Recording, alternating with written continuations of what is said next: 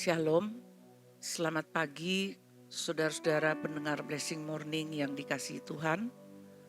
Pagi hari ini kita bersyukur Tuhan memberikan kepada kita hari yang baru dengan tubuh yang sehat dan udara yang segar.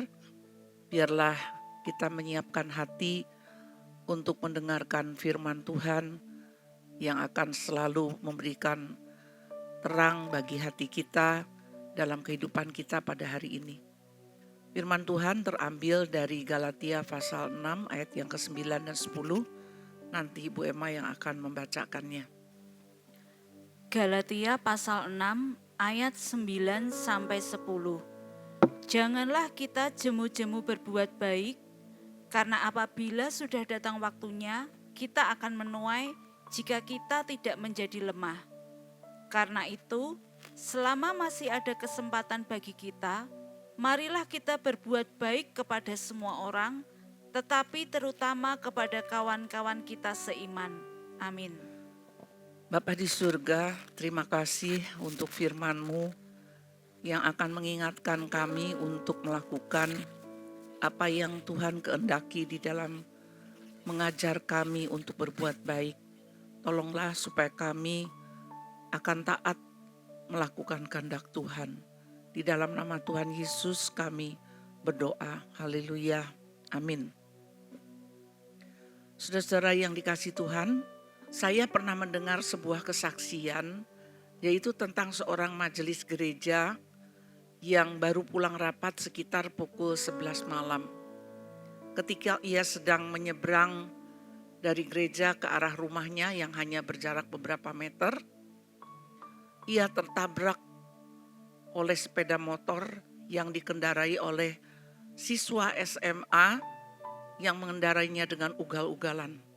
Sehingga majelis itu terlempar dan akhirnya meninggal seketika itu juga di tempat. Akhirnya pemuda tersebut dipegang, diproses dan ditahan oleh polisi. Namun ada sesuatu yang sangat mengagumkan dan luar biasa. Beberapa waktu setelah pemuda itu ada di sel, ibu istri dari almarhum majelis tersebut bersama dengan anak-anaknya datang menjenguk pemuda yang menabrak tersebut di selnya, dan mereka menyatakan bahwa mereka sekeluarga dapat mengampuni apa yang telah dilakukan oleh si pemuda tersebut. Pemuda tersebut kemudian menjadi malu, merasa takut, dan merasa sangat bersalah, sehingga ia menangis sejadi-jadinya. Namun keluarga almarhum tersebut menghibur dia dengan kejadian yang sangat luar biasa dan sangat mulia ini. Pemuda tersebut merasakan bahwa ada kasih dan pengampunan dari orang-orang Kristen. Sehingga hal ini sangat menyentuh hatinya dan akhirnya membuat dia menjadi lembut dan mau menerima Tuhan Yesus Kristus sebagai juru selamatnya. Itu adalah salah satu perbuatan baik yang sungguh luhur dilakukan oleh keluarga orang percaya. Tetapi ada banyak perbuatan-perbuatan baik lainnya yang dapat kita lakukan baik kepada orang yang tidak percaya maupun kepada orang-orang yang seiman. Misalnya kita membantu orang yang sedang berkesusahan, kekurangan dalam hal ekonomi. Kita dapat membantunya dengan memberikan uang ataupun bahan pokok. Kepada orang yang sedang menderita sakit, merasa lemah imannya, kita dapat mendoakan dia. Ataupun kepada orang-orang yang sedang mengalami kedukaan, kita mendoakan dan menghibur mereka. Dan ada banyak hal yang dapat kita lakukan tentang perbuatan baik. Akan tetapi mengapa di dalam ayat yang ke-9 firman Tuhan mengatakan jangan jemu berbuat baik dan jangan menjadi lemah.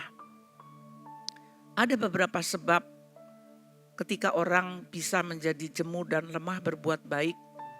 Biasanya kita menemukan pertama, orang-orang yang menerima kebaikan orang kemudian memanfaatkan sehingga menjadi ketergantungan kepada kebaikan orang. Yang kedua, ada juga orang-orang yang sudah banyak ditolong tetapi tidak tahu berterima kasih kepada orang-orang yang menolongnya. Yang ketiga juga ada orang-orang yang menjadi parasit dan selalu mengharapkan bantuan-bantuan orang dalam kehidupannya dan menjadikan ia orang yang malas. Oleh karena hal-hal inilah kemudian orang menjadi bersikap apatis dan tidak ada lagi gerakan di dalam hatinya untuk berbuat baik. Tetapi firman Tuhan mengatakan supaya kita tidak jemu dan tidak lelah, karena apabila datang waktunya kita akan menuai.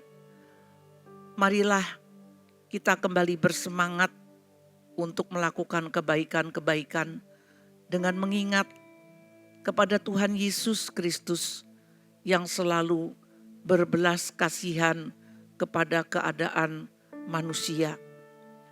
Dan biarlah kita mempunyai cara di dalam melakukan kebaikan itu. Yang pertama, kita melakukan kebaikan itu dengan hikmat. Dan yang kedua, melakukan kebaikan itu dengan bersifat mendidik orang yang kita tolong. Dan yang ketiga, biarlah kita tidak mengharapkan balasan apapun daripada manusia.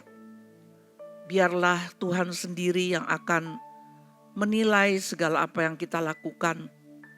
Dan apapun respon orang terhadap kebaikan kita, Tuhan sendiri yang menimbang dan melihat segala sesuatu itu. Marilah kita kembali bersemangat melakukan firman Tuhan ini sampai kedatangan Tuhan Yesus yang kedua kali. Amin. Bapa, kami mengucap syukur untuk firman-Mu yang mengingatkan kepada kami apabila Engkau telah begitu baik, sangat baik dalam kehidupan kami.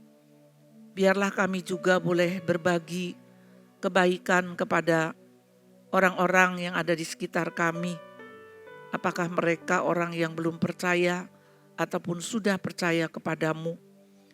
Dan kami selalu bersemangat untuk melakukannya bukan demi manusia tetapi demi melakukan firman Tuhan seperti yang Engkau kehendaki. Di dalam nama Tuhan Yesus kami berdoa. Terimalah berkat Tuhan.